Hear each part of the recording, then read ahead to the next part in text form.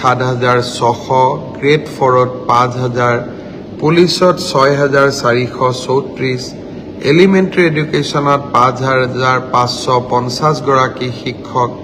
Secondary এডুকেশ্যনতো প্ৰায় ৮,০০০ শিক্ষক, এই গোটেই অৰ্থাৎ প্ৰায় ৩৫,০০০ নিযুক্তি আমি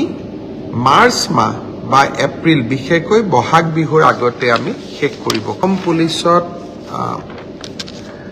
৬,৪৩৪টা পোষ্টৰ বাবে আবেদনৰ প্ৰক্ৰিয়া আৰম্ভ কৰিছিলোঁ আৰু আজি আমি সিদ্ধান্ত ল'লোঁ যে অহা ৩ অক্টোবৰৰ পৰা পুলিচৰ ফিজিকেল টেষ্টসমূহ আৰম্ভ হ'ব। গতিকে মই সকলোকে অনুৰোধ কৰিম যে বানপানীৰ যেতিয়াই পানী শুকাব, আমাৰ খেলপথাৰসমূহ মুকলি হ'ব,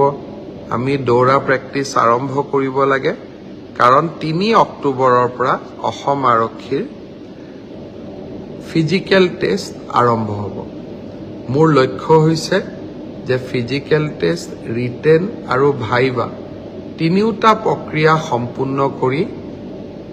এই বিত্তীয় বৰ্ষতে আমি যাতে এই ৬,৪৩৪টা পদ ভৰ্তি কৰিব পাৰোঁ,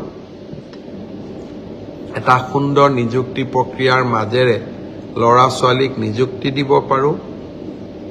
আৰু তাৰ লগে লগে ২০২৫ চনৰ বাবে